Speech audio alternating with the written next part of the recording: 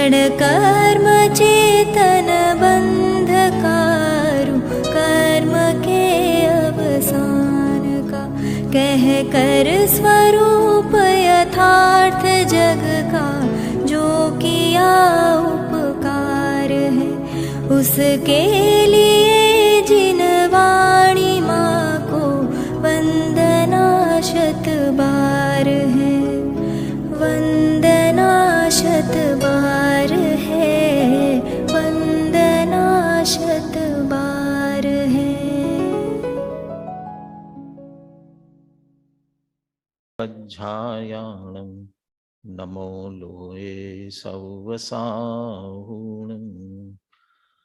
मंगलम भगवान वीरो मंगलम गौतमो गणि, मंगलम कुंद कुंदार्यो जैन धर्मोस्तु मंगलम।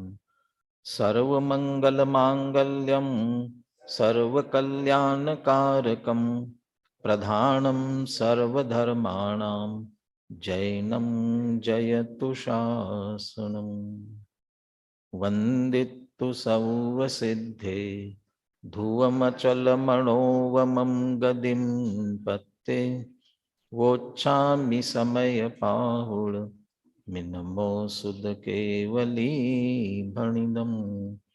नमः समय साराय स्वानुभूत्या चकासते, चित्स्वभावाय भावाय सर्वभावान्तरच्छिदे।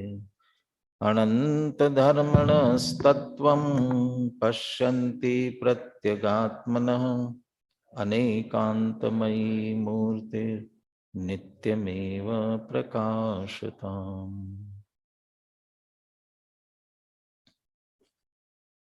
आचार्य कुंद कुंद देव विरचित समय सार परमागम, आचार्य अमृत चंद्र कृत इसकी आत्मख्याति टीका। आश्रव अधिकार पर यहाँ चर्चा चल रही है। आज हमारे कुछ विद्यार्थी भी बैठे हैं जिन्होंने क्रमशः सुना नहीं है। अधिकार पूरा हो गया है और सिर्फ उपसंहार के 3 कलश शेष हैं। आश्रव तो आप सभी जानते हैं ना, किसे कहते हैं आश्रव? हाँ जी, जीव के मोह राग द्वेष भाव, ये तो भावाश्रव हैं, और उसके निमित्त से कर्मों का आना द्रव्याश्रव है। यहाँ इस अधिकार में थोड़ा सा बदल करके चर्चा की है। यहाँ द्रव्याश्रव कहते हैं पुराने कर्म का जो उदय आ रहा है, हमारा पहले से बंधा हुआ है ना, पूर्वबद्ध, उसको यहाँ द्रव्याश्रव कहते हैं, पूर्वबद्ध द्रव्याश्रव। और वो उदय में आता है और नए कर्म बांधता है, नए कर्म बंधन के लिए कारण बनता है। परंतु कब बनता है?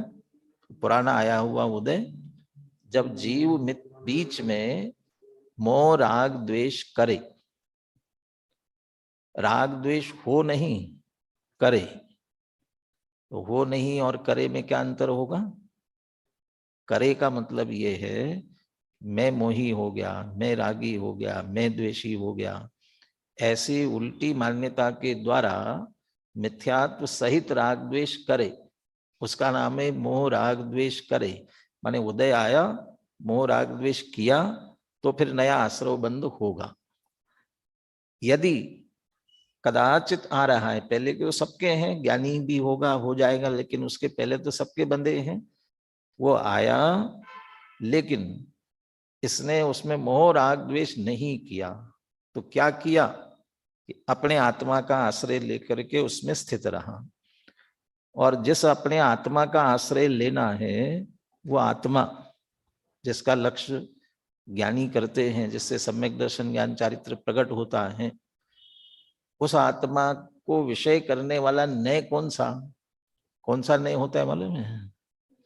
कौन सा नय? उस शुद्ध आत्मा को लक्ष्य करने वाला कौन सा? परम शुद्ध निश्चय नय। उसको संक्षेप में शुद्ध नय भी कहते हैं। तो जो शुद्ध नय का आश्रय लेते हैं उन्हें मोह राग द्वेष नहीं होता। नहीं तो शुद्ध नय का आश्रय लिया तो सम्यक दर्शन हुआ, तो अभी भगवान थोड़ी बन गए, अरहंत तो नहीं हुए। तो फिर आश्रय बंध नहीं होता का मतलब क्या, कि वो जो मिथ्यात्व के साथ होता है, अनंतानुबंधी के साथ होता है, वैसा अनंत संसार का कारण नहीं होता, अल्प आश्रय बंध होता है। यदि वे सम्यक दृष्टि हुए, चौथे गुण स्थान वाले ही रहे, तो पांचवे से ऊपर जितना होता है वो सब होगा। पांचवे में गए तो छठवे से ऊपर वाला होगा। जहां जहां भूमिका में है उसके नीचे वाला नहीं होता, और उसके ऊपर वाला जितना बाकी रहता है राग, उतना आश्रव बंद होता है। इस अधिकार में इसी बात पर जोर दे करके कह रहे हैं कि जो ज्ञानी सम्यक दृष्टि हुए, चूंकि वे मोह राग द्वेष में एकत्व नहीं करते, विपरीत मान्यता मिथ्यात्व नहीं करते, इसलिए उन्हें आश्रव नहीं होता। ऐसा ज्ञानी निराश्रव हैं। अभी जो इसके पहले जो गाथाएं पूरी हुई, 179-80 कल गाथा हमने चर्चा में कर ली थी, उसमें ये बताया यदि ऐसे आत्मा का आश्रय लेकर के ज्ञानी हो गए, शुद्ध नय का आश्रय लेकर के ज्ञानी हो गए और आश्रय बंद हो गया, लेकिन शुद्ध नय का, शुद्धात्मा का लक्ष्य छूट गया, किसी भी कारण से छूट गया।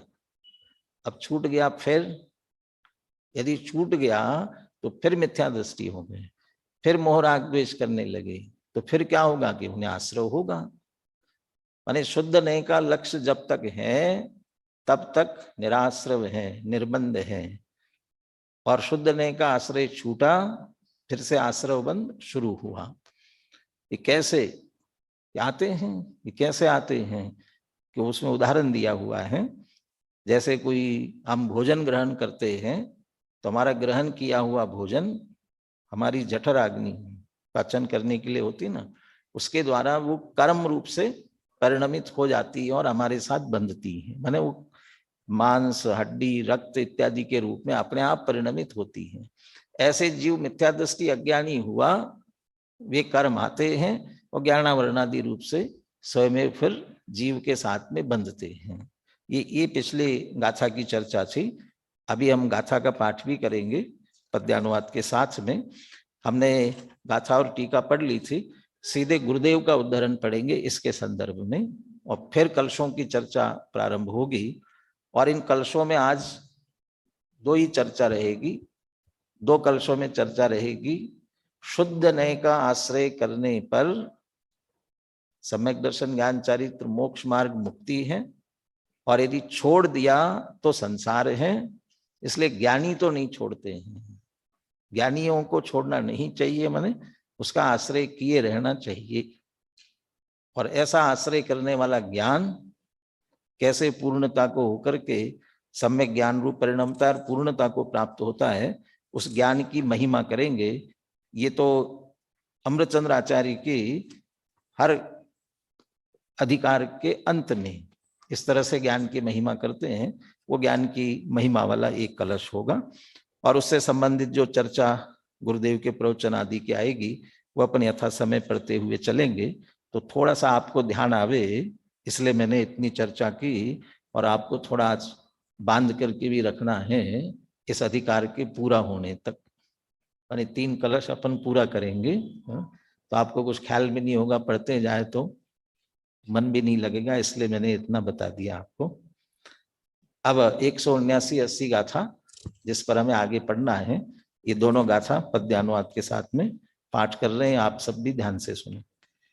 जयपुर सेणाहारो गहि दो परिणम दिसो अणे अविहम मन सब सारो रादी भावे उदरग्नि संजुतो तहणाणे सदुपवम जे बद्धा पच्चया बहुव्यपम बज्झन्ते कम्मं ते नय परिहीणादुते जीवा जग जन ग्रसित आहार जो जठराग्नि के संयोग से परिणमित होता वसा में मज्जा रुधिर मासादि में।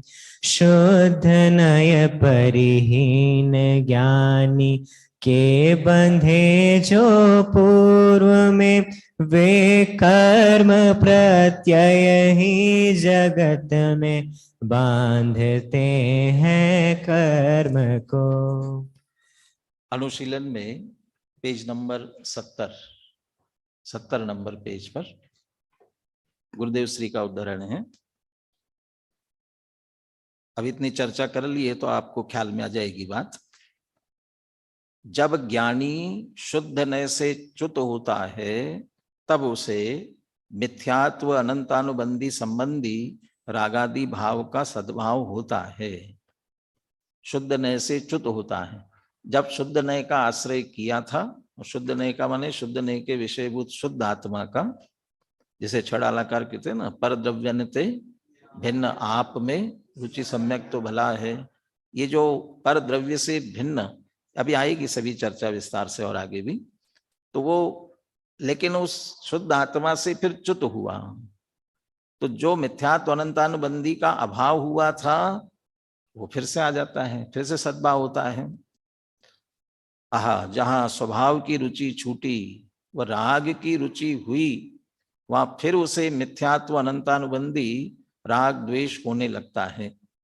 रागादि भाव के सद्भाव का अर्थ यहाँ मिथ्यात्व अनंतानुबंधी राग द्वेष का उत्पन्न होना है। केवल अस्थिरता के राग की बात यहाँ नहीं है। माने 5वें 6ठे 7वें गुणस्थानवर्ती को राग होता है, उसकी बात नहीं कर रहे हैं। अज्ञानी मिथ्या दृष्टि की राग की बात करते हैं। यहां तो मैं चैतन्यमय हूं ऐसे अभिप्राय से च्युत होकर, अभिप्राय से माने ऐसे श्रद्धान से, हमारे अंदर में ऐसा दृढ़ श्रद्धान हुआ जिसको टोडरमल जी भाव भाषण कहते हैं। अंदर ऐसे ही भाव भाषित होने लगा मैं चैतन्यमय हूं, तब तो ज्ञानी है। लेकिन इससे च्युत होकर मैं राग हूं ऐसा अभिप्राय हुआ। अब जिसको राग हुआ तो देहादि हूं, स्त्री पुत्र हूं, सब में आ गया उसके साथ साथ में, वहां शुद्ध नय से भ्रष्ट हो गया। भले व्यवहार में कठोर क्रियाकांड करता दिखाई दे, किंतु यदि अंतर में भ्रष्ट हो गया तो उसे नवीन कर्म बंध अवश्य होता है। अब यहाँ कठोर क्रियाकांड करता हुआ दिखाई दे कह रहे हैं, तो क्रियाकांड करने वाली कौन? ये चौथे गुणस्थान वाला तो अविरति होता है, तो उसके व्रताधिक तो क्रियाकांड होता नहीं है। तो या तो 5वें गुणस्थान वाला व्रती है या फिर मुनिराज है। लेकिन वे भी यदि मैं चैतन्य रूप आत्मा हूं इससे छूट गए तो वे भी मिथ्यात्व में आ सकते हैं। मुनिराज भी, मुनिराज तो ठीक है, लेकिन जो मुनि बिल्कुल आत्मलीन होकर के और श्रेणी चढ़ करके 11वें गुणस्थान तक पहुंच जाते हैं, और 11वें गुणस्थान में पहुंचने का मतलब उपशांत मोह, माने चारित्र मोह उपशांत हो गया पूरी तरह से। और वो पूरी तरह से उपशांत होने के कारण से यथाख्यात चारित्र पूर्ण वीतरागता हो गई। राग है नहीं वहां बिल्कुल भी, पूर्ण वीतरागी हो गए।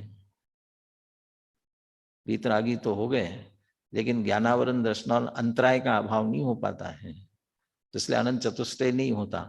11वें से नियम से गिरते ही हैं, तो 11वें गुणस्थान तक गए, और वहां से यदि नीचे गिरे तो फिर वैसे तो 6ठे 7वें में आके मुनि बने रह सकते हैं, कभी कभी 5वें में आते हैं, कभी चौथे में सम्यक दृष्टि रह सकते हैं, और कभी कभी मिथ्यात्व तक में भी आ जाते हैं। छूट गया सब, मिथ्यात्व में आ गए, और फिर ऐसे मिथ्या दृष्टि हो जाए और संसार भ्रमण करे कितने काल तक?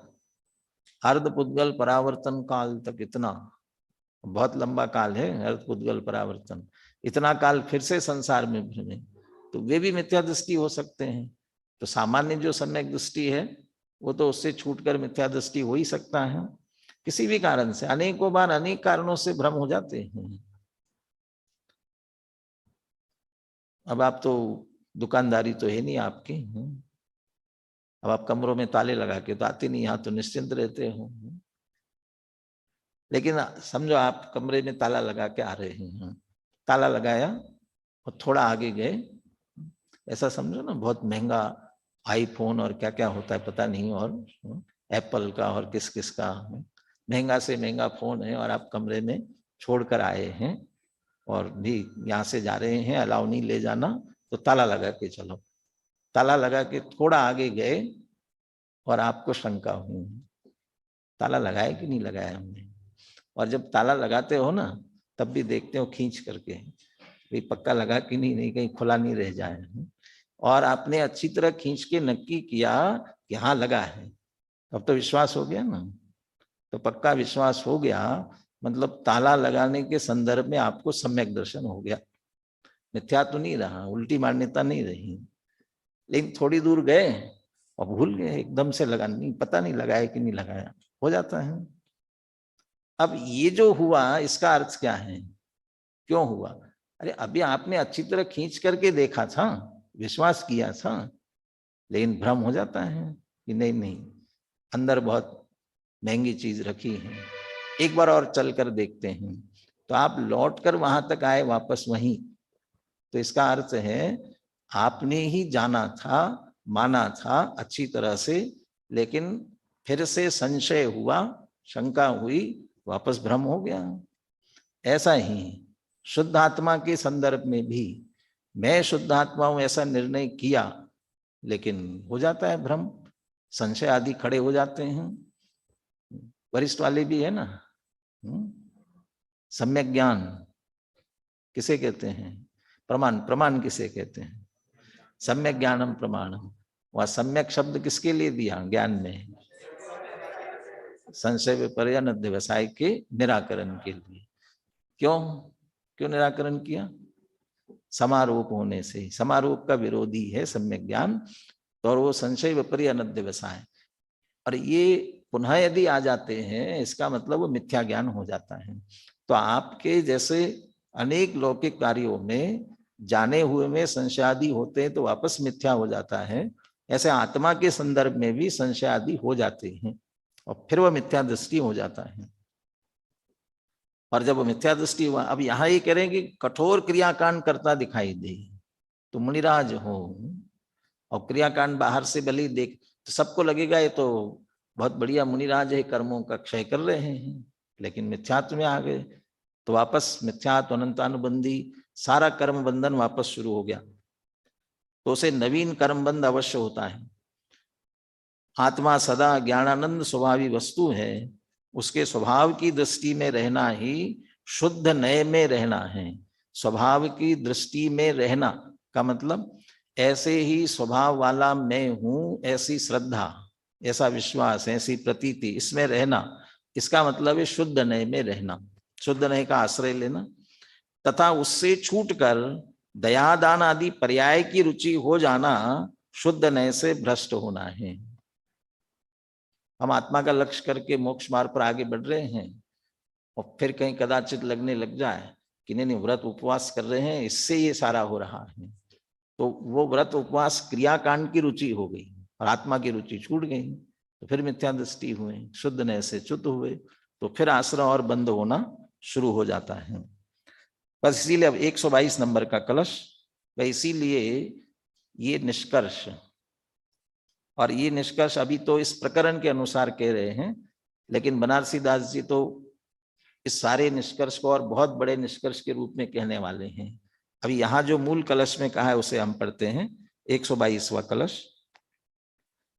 इदमेवात्र तात्पर्यम हेया शुद्ध नयो नहीं, नास्ति बंधस्तदत्यागात् तत्यागात् बंध एव ही।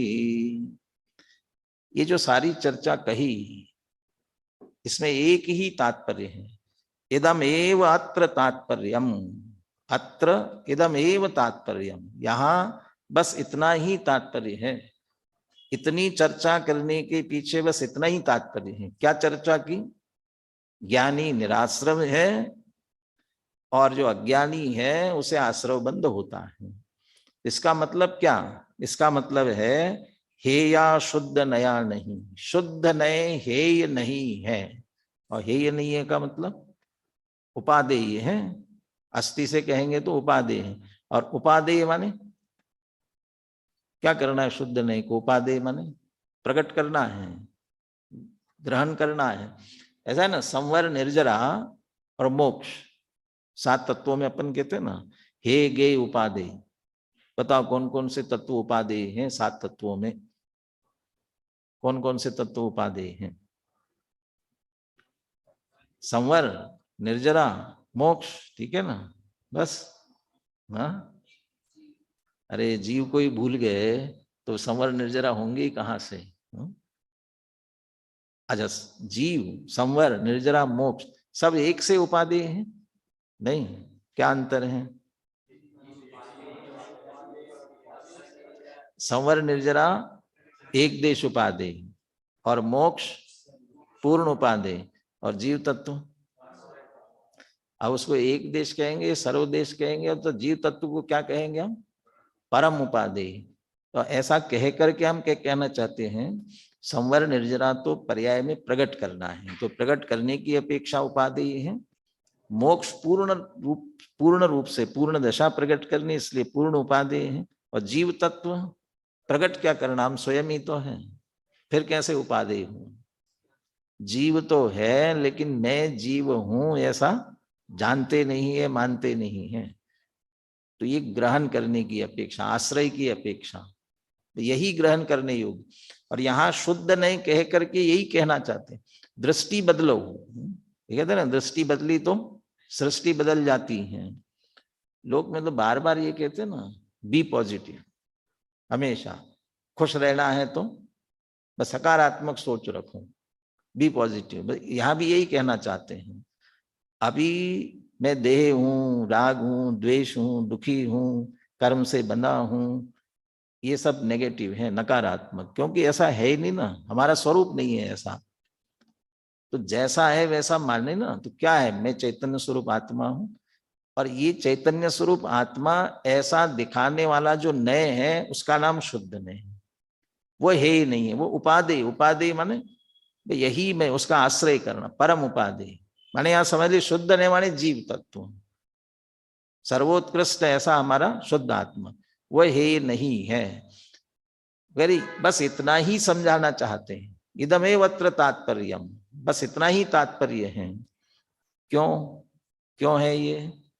क्योंकि नास्ति बंधः तद त्यागात, तद अत्यागात बंधः नास्ति, उसका हम त्याग नहीं करें माने उसको पकड़े रखें। कैसे पकड़ेंगे उसे? कैसे पकड़ेंगे? हाथ से पकड़ने से आ जाएगा पकड़ में? किससे पकड़ेंगे? ज्ञान से, श्रद्धा से, चारित्र से। माने ये ऐसा शुद्धात्मा ही मैं हूं ऐसा जानना, पहचानना, उसमें लीन होना, ये उसका अत्याग है, माने उसका ग्रहण है, उसका आश्रय है। और जब ऐसा आश्रय रहता है बंधा नास्ति, तब तक बंद नहीं है। और तत्यागात बंध एव ही, और यदि उसका आश्रय छूटा तो क्या है? बंद ही होता है। एव, एव शब्द का प्रयोग कर रहे हैं, बंद होता ही है, फिर कोई रोक नहीं सकता है। अब ये प्रकाश उजाला हो रहा है ना, ये इसके तार जो है, वो जो बिजली आ रही है उससे जुड़े हुए हैं, उससे जुड़े हुए हैं, माने अत्यागात, त्याग नहीं हो रहा है उनसे, अलग नहीं हुए हैं, उससे जुड़े हुए हैं, तो प्रकाश ही प्रकाश है। नास्ति अंधकारा, उससे जुड़े रहने से अंधकार नहीं है। और त्यागात, उसे छूट जाए तो अंधेरा ही अंधेरा है। फिर तो अंधेरा होने से कौन रोक सकता है? यदि वो तार छूट माने वहां से हिला, अलग हुआ, और अंधेरा। कभी कभी ये ऐसे जुड़े रहते हैं ना, कभी कभी छोटा सा जुड़ा रहता है। अभी तो ये पक्के अच्छे से जोड़ दिए हैं, और कहीं टेम्पररी भी करते हो तो प्लग लगा करके अच्छा पक्का करके जोड़ते हैं। और बहुत बार टेम्पररी क्या कर देते हो, 2 तार जो है उसमें लगा दिए हैं, और क्या हो जाते हैं, बार बार हिलते हैं। वो थोड़े से हिले वापस अंधेरा हो जाता है, फिर क्या हुआ, तार हिला होगा, फिर जाकर के जोड़ते हो और फिर कभी हिल जाता है। भाई ऐसा ही शुद्ध नए का त्याग हुआ तो बंद है, और शुद्ध नए का त्याग नहीं हुआ माने उसका आश्रय रहा तो बंद नहीं होता है। श्लोक का अर्थ पढ़ता हूं, फिर हम श्लोक और पद्यानुवाद पढ़ते हैं। ये इतना महत्वपूर्ण श्लोक है, इसलिए छोटा सा अनुष्टुप, सबसे छोटा श्लोक, अनुष्टुप को श्लोक कहते हैं वैसे तो संस्कृत में, लेकिन इसका पद्यानुवाद 4 पंक्ति में किया ताकि बात पूरी तरह से स्पष्ट हो सके। अर्थ पढ़ते हैं। उक्त संपूर्ण कथन का तात्पर्य यह है कि शुद्ध नए त्यागने योग्य नहीं है, क्योंकि उसके त्याग से बंद होता है और उसके अत्याग से बंद नहीं होता। अत्याग माने ग्रहण से, उसके आश्रय से, उसके लक्ष्य से बंद नहीं होता। बोलिए। इदमेवात्र तात्पर्यम् हेयः शुद्ध नयो नहीं, नास्ति बंधस्तदत्यागात्, तत्यागात् बंध एव ही। इस कथन का सार यह कि शुद्ध नय उपादेय है और शुद्ध नय द्वारा निरूपित आत्मा ही ध्येय है, क्योंकि इसके त्याग से ही बंध और अशांति है। इसके ग्रहण में आत्मा की मुक्ति एवं शांति है।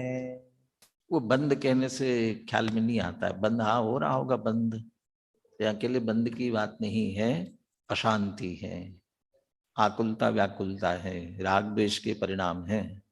मैंने उसका आश्रय नहीं किया तो राग द्वेष के परिणाम अशांति है, और ग्रहण किया तो मुक्ति होगी, और मुक्ति होगी तो पूर्ण शांति भी प्रकट होगी। अब देखिए बनारसीदास जी अभी यहाँ क्या बात कही थी, और उसी का भावानुवाद करते हुए बनारसीदास जी किन शब्दों में लिखते हैं। बोलिए दोहा आगे। यह निचोर या ग्रंथ को यह परम रस पोख, तजय शुद्ध नय बंध है, गहे शुद्ध नय मोख। नीचे की पंक्ति वाली बात तो वही की जो मूल में कही, तजे शुद्ध नय बंध है, यदि शुद्ध नय को छोड़ दिया तो बंद होता है, और गहे शुद्ध नय मोक्ष, और शुद्ध नय को ग्रहण किया तो मोक्ष। लेकिन शुद्ध नय ग्रहण किया तत्काल मोक्ष हो जाता है? नहीं होता, ये हो जाता है, हो जाता है। पहला मोक्ष हो जाता है, कौन सा वाला? दृष्टि मोक्ष। मुक्ति दृष्टि में आ गई है, श्रद्धान में आ गया कि मैं मुक्त हूं, उसको दृष्टि मोक्ष कहते हैं। श्रद्धा की अपेक्षा से मोक्ष हो गया वो, और फिर उसके लक्ष्य से पूरा मुक्ति की प्राप्ति भी उसी शुद्ध नय का आश्रय लिए रहे, लगातार उसी में रमे रहे तो मुक्ति भी हो जाती है। लेकिन ये बात जो है अभी कलश में तो ये कहा था, यहां जो सारी चर्चा कर रहे हैं उसका ये तात्पर्य है अभी के प्रकरण का। लेकिन बनारसीदास जी क्या कहते हैं, यह निचोर या ग्रंथ को, आप तो अकेले इस प्रकरण की बात करते हो, अकेले इस प्रकरण की बात नहीं, ये पूरे ग्रंथ का निचोड़ यही है। अकेला तात्पर्य भी नहीं कह रहे, यदि पूरा निचोड़ निकालो, इस ग्रंथ का पूरा निचोड़ निकालो समयसार ग्रंथ का, तो इतना ही है। और परम रस पोख, और ये जो बात है परम रस का पोषण करने वाली है, सर्वोत्कृष्ट आत्म तत्व का, या आत्मा से प्रकट होने वाले अतीन्द्रिय आनंद का, इसका पोषण करने वाली बात है। और आगे बढ़ करके कहना चाहे ना तो ऐसा भी कह सकते हैं, अकेले इसी ग्रंथ का नहीं, सारी जिनवाणी का भी यही सार है, इतना ही है। सारी जिनवाणी इतना ही कहना चाहती है, ऐसा तो नहीं कहा कहीं, कहा है। देखो आगे के छंद, अभी गुरुदेव का उद्धरण बाद में पढ़ते हैं, आगे एक छड़ाला का छंद दिया है और दौलत राम जी के एक भजन का भी छंद पंक्तियां दी हैं, दोनों पढ़ते हैं। बोलिए। लाख बात की बात यही निश्चय और लाओ, तोरि सकल जग दंड फंद नित आत्म ध्याओ। नीचे का भी पढ़ लीजिए। कोटि ग्रंथ को सार यही है, ये ही जिन वाणी उचरो है। दौल ध्याय अपने आत्म को, मुक्ति रमा तो वेग वरे है। तोरी सकल जग दंड फंद नित आत्म ध्यावो, इसका मतलब भी है शुद्ध नय का ग्रहण करो और दंड फंद छोड़ो, माने शुद्ध नय को मत छोड़ो। और नीचे ध्याय अपने आत्म को, अपनी आत्मा को ध्याना, इसका मतलब है शुद्ध नय का ग्रहण। वो शुद्ध नय के ग्रहण का भाव यही है। तो लाख बात की, कितनी भी बातें करो उसका सार यही है। और नीचे क्या कहते हैं? कोटि ग्रंथों का सार और जिनवाणी, समग्र जिनेन्द्र भगवान की वाणी बस यही कहती है। दौलत राम जी भी यही कहते हैं, ध्याय अपने आत्म को, और उससे क्या मिलेगा? बंधा मोक्ष का ना, गए शुद्ध नय मोक्ष, मुक्ति रमा तोय वेग वरे है। मुक्ति रमा निश्चित रूप से वरण करती है। पुनः 72 पेज पर आइए। गुरुदेव का उद्धरण जल्दी से पढ़ते, अपने को आगे बढ़ना है। इसमें विश्लेषण करने की जरूरत नहीं है, भावना परक है, प्रेरणा परक है। भाई इस कलश में तो मक्खन ही मक्खन भरा है। ये मक्खन वाले निचोड़ होता है ना, वह पूरा निकला हुआ। यहां संपूर्ण कथन का तात्पर्य यह है कि शुद्ध नय अर्थात शुद्ध नय का विषयभूत शुद्ध तत्व त्यागने योग्य नहीं है। परम आनंद में शुद्ध चैतन्य भगवान आत्मा त्रिकाली उपादेय है, वही तेरी असली संपत्ति है।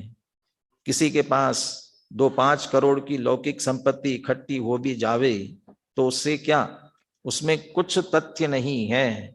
जिसे तो अपनी संपत्ति समझता है वह तो विपत्ति है। क्यों विपत्ति है? जैसे विद्याधनम सर्वधन प्रदानम कहते हैं ना, विद्याधन सर्वधन प्रदान क्यों है?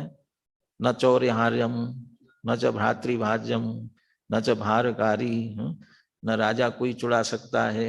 अव्यय कृते वर्धते एव नित्यम, न कोई चुरा सकता है, न राजा उस पर टैक्स लगा सकता है, न आपके भाइयों में बंटवारा हो सकता है।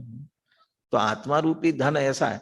और वो धन आया तो वो संपत्ति बड़ी, 2-5 करोड़ की संपत्ति हो गई तो झगड़े शुरू हो जाएंगे। टैक्स कैसे बचाना, इससे कैसे बचाना, चोरों से कैसे बचाना। इसलिए विपत्ति ही विपत्ति है। और आध्यात्मिक या उस दृष्टि से कहा जाए तो जितनी संपत्ति बड़ी, पाप बढ़ा कि पुण्य बढ़ा?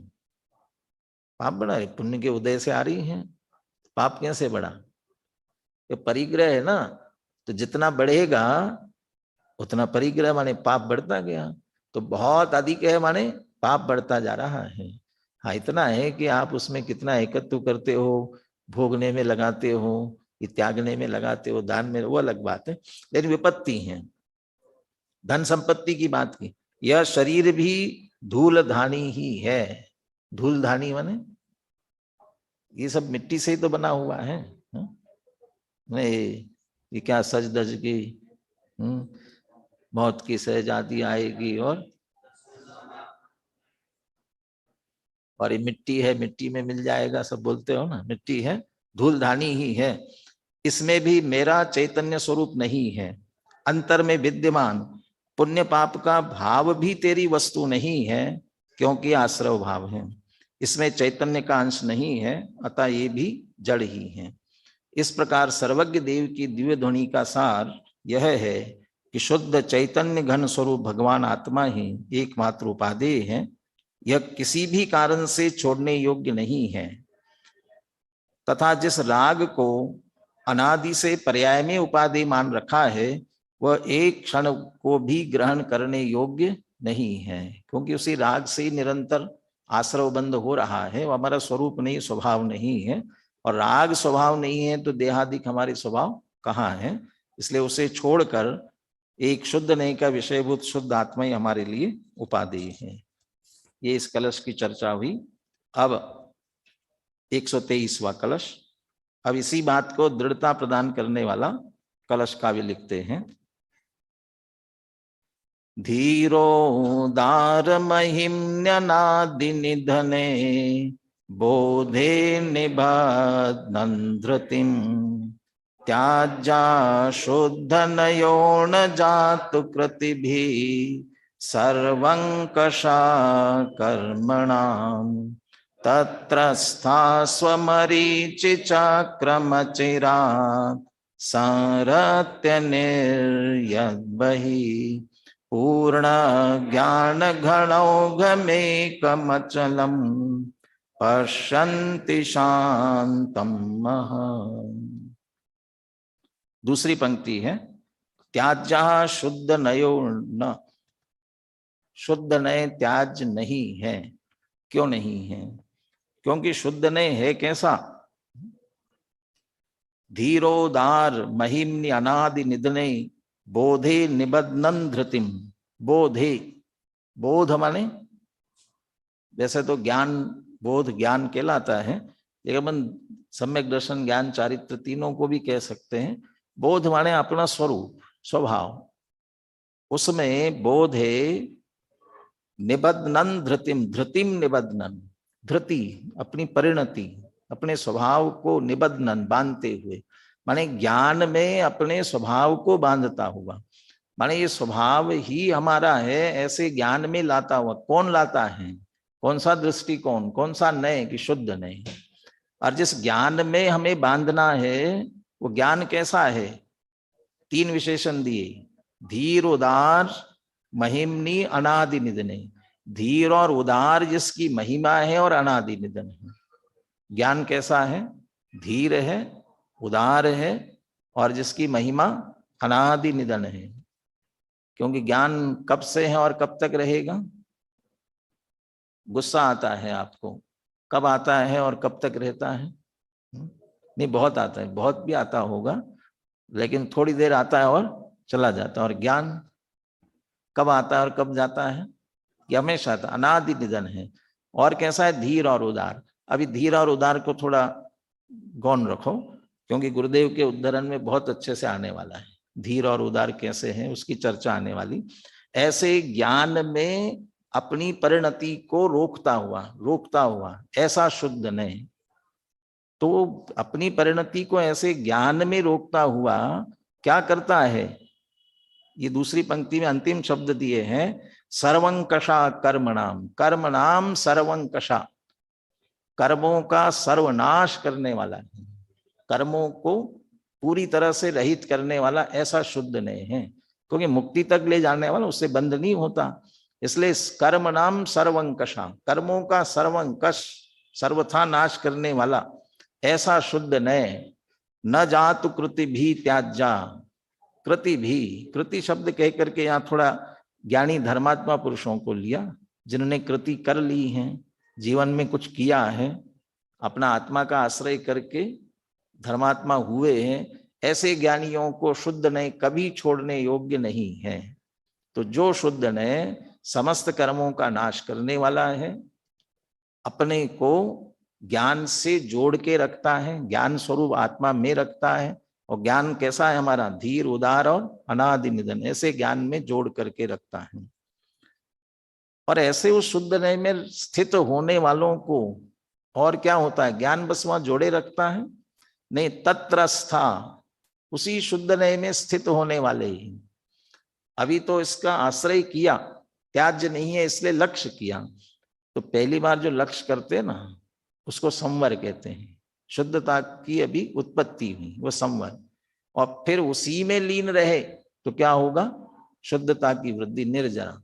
और पूरी तरह से लीन हो गए तो मुक्ति होती है। उसी बात को कह रहे हैं, तत्रस्था, उसी शुद्ध नय में जो स्थित होते हैं वे स्वमरीचि चक्रम अचिरात संरत्य निर्यत बहि। मरीचि शब्द जो है ना, सूर्य के लिए प्रयोग किया जाता है। वैसे तो मारीची में ऐसा लगता है मिथ्या की बात हो, लेकिन मरीचि सूर्य के लिए ना, स्वमरीचि हमारा। तो हमारा सूर्य कौन है? तो हमारा ज्ञान ही हमारा सूर्य है, स्वपर प्रकाशक है। तो हमारा और उसकी किरणें चक्र अपन हमारे स्व सूर्य की किरणें निर्यत बही जो बाहर निकल रही हैं। तो हमारे ज्ञान में से पर्याय तो निकलती है, लेकिन 5 इंद्रिय और मन से कहाँ जा रही है? बाहर निकल रही है। धर्म के 10 लक्षण वरिष्ठ उपाध्याय के पाठ्यक्रम में भी ना पढ़ लिया। उत्तम संयम धर्म एक उदाहरण दिया है। ऐसा सेट बना हुआ है जिसके टेबल पर 6 फोन रखे हुए हैं। अब तो मोबाइल कहना पड़ेंगे। 6 कनेक्शन है और एक से बात करता है, बंद करता है, इतने में दूसरा बजता है, फिर तीसरा बजता है। ऐसे सेट हम हैं, क्योंकि हमारे भी ये 5 इंद्रिय और मन जो है ना, 5 इंद्रियां कनेक्शन वाले हैं। और ये जो मन है ना, ये हॉटलाइन है, कभी भी बजता है, कभी ऑफ नहीं होता, चलता रहता है उससे निरंतर। ये इससे निर्यत बही। तो ये स्वमरीचि चक्रम हमारे ज्ञान रूपी सूर्य की किरणें बाहर निकल रही हैं। लेकिन शुद्ध नहीं क्या करता है कि तत्रस्था, जिसने शुद्ध नहीं का आश्रय किया वो वहीं स्थित होता है। वह संहृत्य, अचिरात संहृत्य, ये बाहर जाने वाले उपयोग को समेट करके अपने में लगाता है। तत्रस्था, उससे क्या होगा? पूर्ण ज्ञान गणोगमेक मचलम पश्यन्ति शांतम महा।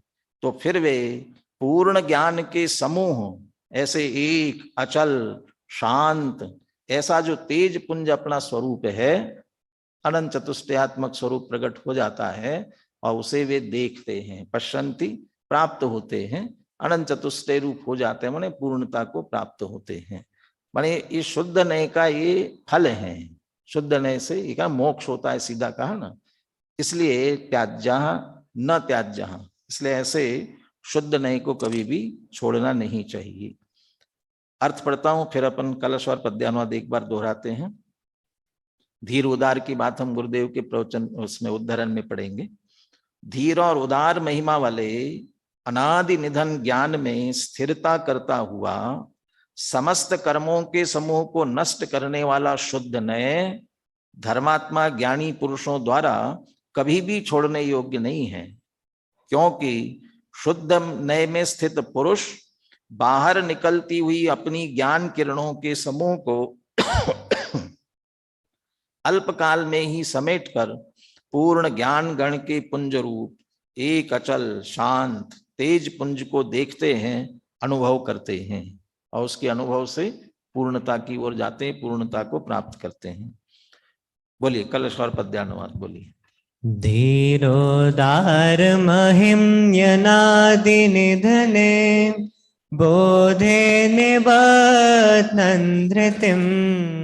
त्याज्य शुद्ध नयो न जातु कृतभिः सर्वं कषः कर्मणां तत्र स्था स्वमरीचि चक्रमचिरात् संधत्य निर्यद्बहिः पूर्णं ज्ञानघनौघमेकमचलं पश्यन्ति शान्तं महः।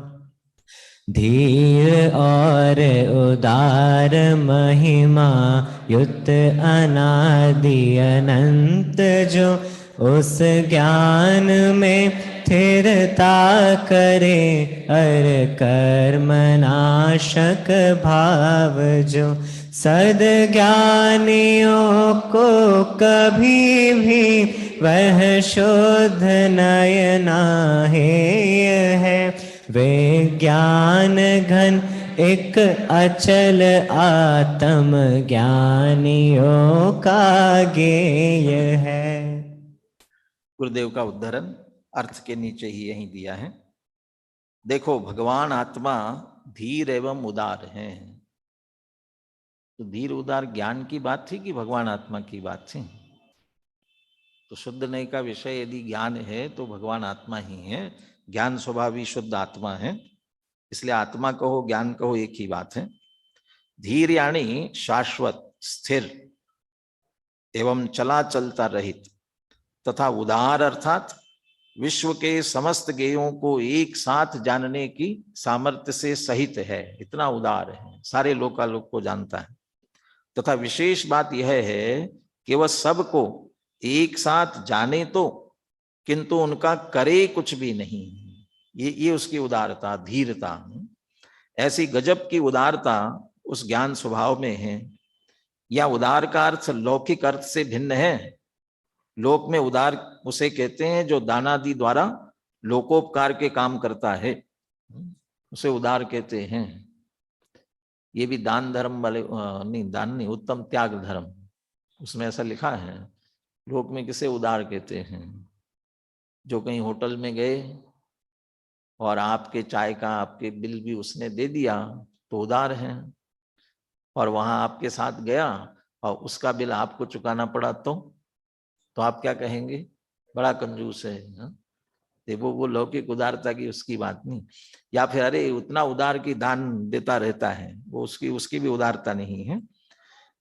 यहाँ लोकोत्तर मार्ग में आत्मा की उदारता ज्ञान स्वभाव से लोकालोक को जानने एवं अकर्तृत्व की अपेक्षा कही गई है। ज्ञान स्वभाव से आत्मा में ऐसी उदारता है कि वह जानता तो सबको है, किंतु किसी का भला बुरा कुछ भी नहीं करता, उनमें स्वामित्व स्थापित नहीं करता। अहो ज्ञान की ऐसी उदारता है कि वह 3 लोक व 3 काल को केवल जान सकता है। अरे इसके श्रुत ज्ञान में भी परोक्ष रूप से लोकालोक को जानने की ताकत है। श्रुत ज्ञान में परोक्ष रूप से कैसे? जैसे केवली भगवान होते हैं, ऐसे श्रुत केवली होते हैं।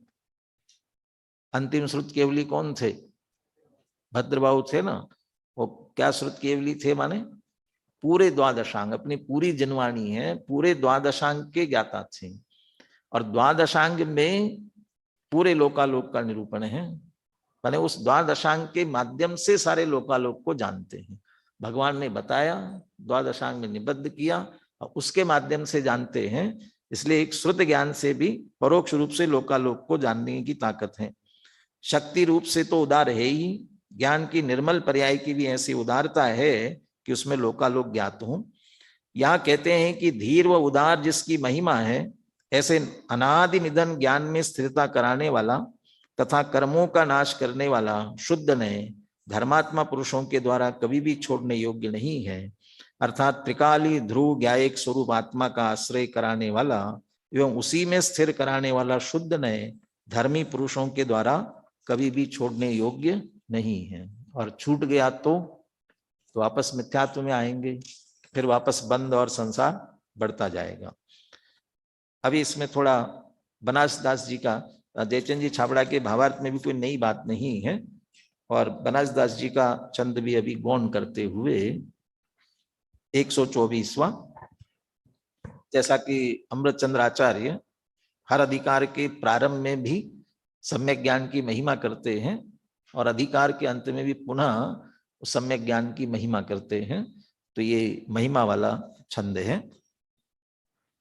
रागादीनां जगति विगमात् सर्वतोप्याश्रवाणां नित्योद्योतं किमपि परमं वस्तु संपश्यतोऽन्ता स्फारस्फारै स्वरसविसरै प्लावयत् सर्वभावा आलोकान्तादचलमतुलं ज्ञानमोग्नमेतत्।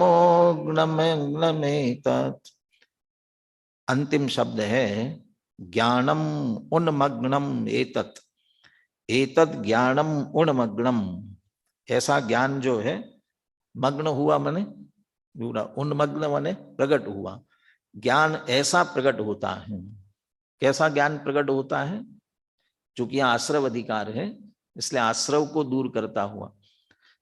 रागादीनाम और आश्रवाणाम सबसे अंतिम शब्द है पहली पंक्ति में।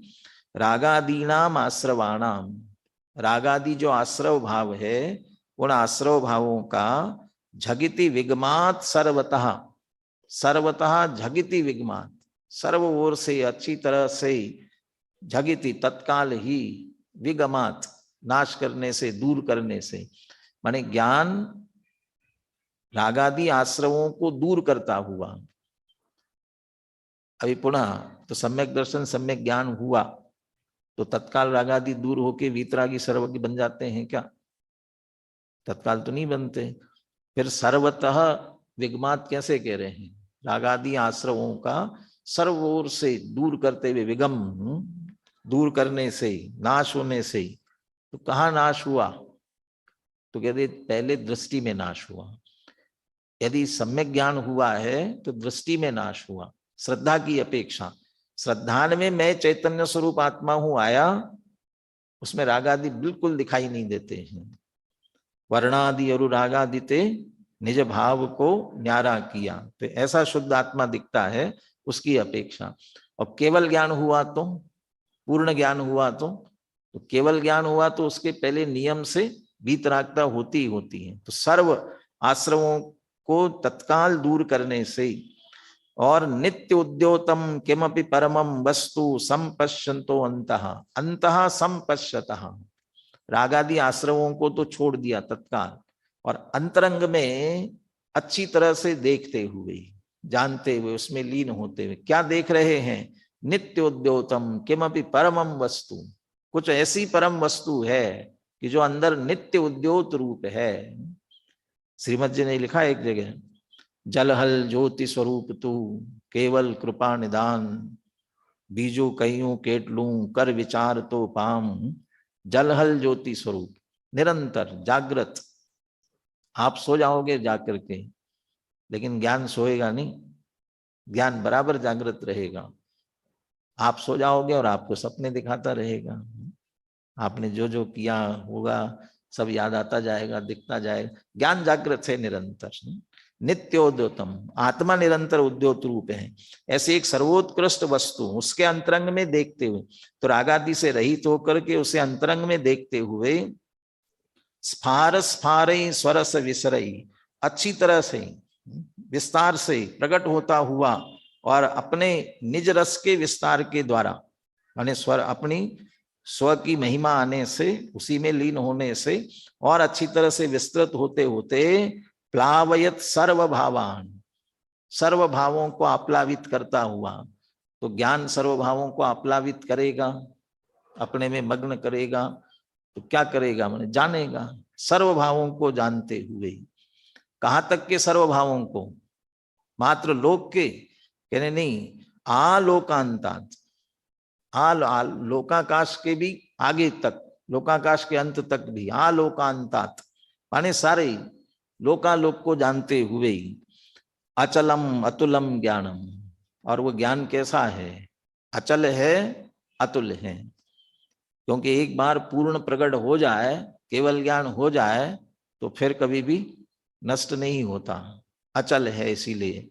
और उसके जैसा कोई दूसरा ज्ञान नहीं, इसलिए कैसा है? अतुल है। ऐसा ज्ञानम उन्मग्न में तत्, ऐसा ज्ञान प्रकट हुआ। और चूंकि आश्रव अधिकार है, इसलिए आश्रव का अभाव करने वाला, यदि सम्यक ज्ञान की मुख्यता लेते हैं तो ऐसा आश्रवों का अभाव करने वाला सम्यक ज्ञान जिसकी दृष्टि में प्रकट हुआ, वह अत्यंत महिमावंत है। श्लोकार्थ नीचे, सदा ही उदित परमात्म वस्तु को, नित्योद्योतम शब्द था ना, सदा ही उदित परमात्म वस्तु को, परमम वस्तु अंतरंग में देखने वाले पुरुष को रागादि आश्रव भावों का शीघ्र ही सर्व प्रकार से नाश होने से सर्वलोकालोक को जानने वाला, अनंतानंत विस्तार को प्राप्त, स्फार स्फारई स्वरस विसरई, इसका अर्थ किया अनंतानंत विस्तार को प्राप्त ज्ञान सदा अचल रहता है, प्रकट होने के बाद ज्यों का त्यों बना रहता है, चलायमान नहीं होता। उसके समान अन्य कोई न होने से वह ज्ञान अतुल कहा जाता है। बोलिए श्लोक और पद्यानुवाद दोनों बोलिए। रागादीनां झगिति विगमात् सर्वतोऽप्याश्रवाणां नित्योद्योतं किमपि परमं वस्तु संपश्यतोऽन्तः स्वार स्वारै स्वरस विसरै प्लावयत् सर्वभावान्नालोकात्था दचलमतुलं ज्ञानमुन्मग्नमेतत्।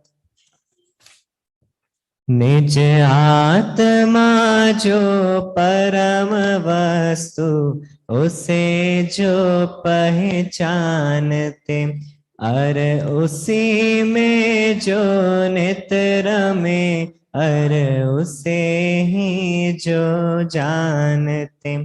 वे आश्रवों का नाश कर नित रहे आत्म ध्यान में, वे रहे निज में किंतु लोकालोक उनके ज्ञान में।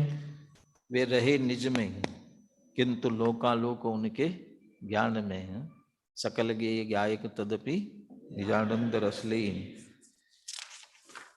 वैसे अभी इसका भी बनारस दास जी का भी छंद गौन करेंगे, परंतु गुरुदेव का उद्धरण गौन नहीं करेंगे।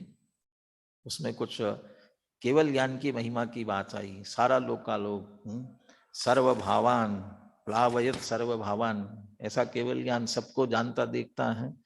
उसमें से कुछ शंका खड़ी हो गई और उसका समाधान किया है 79 पेज पर। ज्ञान ज्योति की महिमा वाचक इस कलश पर व्याख्यान करते हुए स्वामी जी कहते हैं, ऐसे केवल ज्ञान का स्वरूप व महिमा सुनकर कोई पूछ सकता है कि केवल ज्ञान के अनुसार तो जिस द्रव्य की जो पर्याय जिस समय होनी होगी वह तभी होगी। इसका तात्पर्य यह हुआ कि प्रत्येक द्रव्य की पर्याय क्रमबद्ध है। क्या ऐसी श्रद्धा से पुरुषार्थ का अभाव नहीं हो जाएगा? जब सब कुछ निश्चित हो तो उसमें किसी को करने का अवसर ही कहाँ रहा? ये तो शाश्वत प्रश्न है, सार्वभौमिक और सार्वकालिक प्रश्न है। और कितना भी समझे तो भी फिर भी वो समाधान होता ही नहीं, और जिसका समाधान हुआ उसको फिर प्रश्न खड़ा नहीं होता है। समाधान यह है, यद्यपि प्रत्येक द्रव्य की पर्याय क्रमबद्ध है तथा जिस समय जो पर्याय होनी हो उस समय वही होती है, तथापि पुरुषार्थ का लोप नहीं होता। दो तरह से लोप नहीं होता। एक तो प्रत्येक कार्य 5 समवाय पूर्वक ही होता है। भले ही कहने में हम किसी को मुख्य करके बात करें, लेकिन 5 समवाय होता है और उसमें पुरुषार्थ भी है हर कार्य। और दूसरा जो वास्तविक पुरुषार्थ की बात करें तो उसके लिए यहाँ वास्तविक पुरुषार्थ की बात कर रहे हैं। पुरुषार्थ का लोप नहीं होता, क्योंकि ऐसी क्रमबद्ध पर्याय के सिद्धांत का जिसे निर्णय हुआ है, माने वस्तु का स्वरूप बिल्कुल यथावत चलने वाला है। केवल ज्ञान में ऐसा जानने में आया है तो सर्वज्ञता का श्रद्धान, उसके अनुसार वस्तु स्वरूप का श्रद्धान, और मैं एक तो केवल ज्ञान स्वरूप हूं और वस्तु स्वरूप का निर्णय करने वाला हूं। उसे तो स्वभाव की अंतर्दृष्टि पूर्वक सम्यक दर्शन प्रकट हो गया है, और आत्मा का दर्शन हो जाना ही यथार्थ पुरुषार्थ है। माने जिसको ये निर्णय हो जाए उसकी दृष्टि पर की ओर रहती नहीं है। एक तो स्वभाव की महिमा आती है और पर में कुछ करना ही नहीं है, सहज होना है, तो इसलिए सहज अपनी तरफ दृष्टि आती है। ये बड़ा पुरुषार्थ है। जिसे पर्याय बुद्धि या पर्याय दृष्टि दूर होकर अंतर्दृष्टि या द्रव्य दृष्टि प्राप्त हो, उसे ही क्रमबद्ध का यथार्थ निर्णय होता है, तथा क्रमबद्ध का निर्णय ही अपने आप में यथार्थ पुरुषार्थ है। क्योंकि क्रमबद्ध पर्याय के निर्णय में जीव का अज्ञान जनित समस्त कर्तृत्व एवं कर्तृत्व का अहंकार छूट जाता है एवं अकर्तृत्व एवं ज्ञाता दृष्टापना प्रकट हो जाता है। अभी अधिकार पूर्ण हो रहा है। चूंकि अमृतचंद्र आचार्य ने इसे नाटक के रूप में प्रस्तुत किया है, इसलिए इस अधिकार के प्रारंभ में लिखा था अथ आश्रवः प्रविशति। अब आश्रव प्रवेश करता है और वह आश्रव का भेष लेकर के जीव आया समझ लो। तो आश्रव रूप जान रहा है, मान रहा है। ये ज्ञान ने पहचान लिया ये जीव नहीं आश्रव है, तो पहचाना तो आश्रव। अब अंतिम वाक्य लिखते हैं, इति आश्रवो निष्क्रांतः। आश्रव अब बाहर चला गया। हो गया ना अधिकार पूरा। लेकिन अभी पंडित जयचंद जी छाबड़ा भाषा टीका लिखते हैं, तो वे भी एक छंद अंत में लिखते हैं, वो पढ़ करके अपन चर्चा पूरी करेंगे। 80 नंबर पेज पर ये छंद भी पढ़ लीजिए। योग कषाय मिथ्यात्व असंयम आश्रव द्रव्यत आगम गाय राग विरोध विमोह विभाव अज्ञानमयी यह भाव जताए जे मुनि राज करे इन पाल सुरिद्धि समाज लय सेवथाए काय नवाय नमु चित लाय कहूँ जय पाय लहू मन भाय। ये भी एक तरह से मंगलाचरण जैसा करते हैं। अंतिम मंगल अधिकार का प्रारंभ में भी मंगलाचरण करते हैं और अंत में भी मंगलाचरण करते हैं। इनका शायद प्रारंभ का नहीं दिया इसमें। चलिए अंत में और पूरे अधिकार का निचोड़ भी बताते हैं।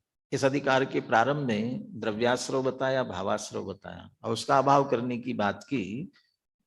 पहली पंक्ति में द्रव्याश्रव का स्वरूप बता रहे हैं। द्रव्याश्रव क्या? द्रव्य कर्म, योग, कषाय, मिथ्यात्व, असंयम, ये जो सभी है ये द्रव्य कर्म वाले, मिथ्यात्व कर्म इत्यादि सभी कषाय कर्म जो है वे सभी ये द्रव्याश्रव आगम गाए। ऐसा आगम में इनको द्रव्याश्रव कहा है। राग विरोध विमोह विभाव अज्ञानमयी यह भाव जता है, ये भावाश्रव। राग विरोध माने विरोध, द्वेष के लिए विरोध शब्द का प्रयोग करते हैं। राग द्वेष, विमोह माने मोह, और ये सारे विभाव और ये मुख्यतः से मिथ्या दृष्टि वाले लेना। सम्यक दृष्टि को कदाचित राग आदि रहे तो उसको विभाव में नहीं डालते। विकारी भाव तो है लेकिन उतना भावाश्रव नहीं कहलाता, वो अधिक अज्ञान में या भाव जताए, ये भावाश्रव कहे गए हैं। जे मुनिराज करे इनी पाल, जो मुनिराज इनका पालन करते हैं। पालन करते हैं का मतलब भावाश्रव करते हैं। इन द्रव्याश्रव भावाश्रव को जान करके, इनसे भिन्न अपनी आत्मा को जानकर पहचान कर उसमें लीन होते हैं। सुरिद्धि समाज ले शिव थाए, उन्हें सहज ही रिद्धियां, समाज माने समूह, रिद्धियों का समूह, अनेक रिद्धियां प्रकट होती हैं और रिद्धियों सहित शिव थाए मुक्ति प्राप्त कर लेते हैं। काय नवाय नमो चित लाय कहूं जय पाय लहू मन भाई। ऐसे मुनिराज को मन वचन काय से मैं नमस्कार करता हूं। और मन वचन काय से करता हूं तो हर एक की क्रिया अलग अलग। काया से क्या करता हूं? काय नवाए, काया को नवा करके। चित्त से क्या करता हूं? नमो चित लाए, उनका स्मरण चित्त में ला करके मन से। और जय कहूं जय, और जय कहता हूं, उनकी जय जय होवे, वचनों से जयकार कहता हूं। ऐसे मन वचन काय से उनको नमस्कार करता हूं। लहू मन भाई, और मन में भी उन्हें भाता हूं। और भाने का अर्थ लिया कि मैं भी आप जैसा बनूं, ये मैं भावना भाता हूं। इस तरह से ये आश्रव अधिकार अपना पूरा होता है और संवर अधिकार की चर्चा अपन आगे बढ़ाएंगे।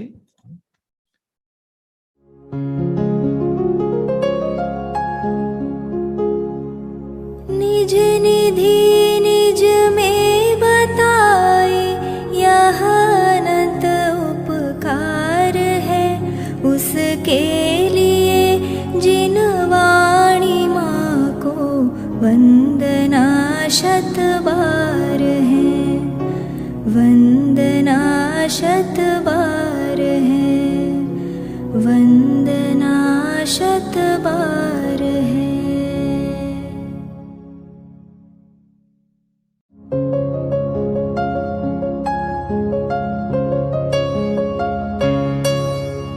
हे जिन वाणी भारती तो ही जपो दिन रैन, जो तेरी शरणा गहे सो पावे सुख चैन। जा वाणी के ज्ञान ते सूझे लोकालोक, सो वाणी मस्तक नवो सदा देत हो ढोक, सदा देत हो ढोक।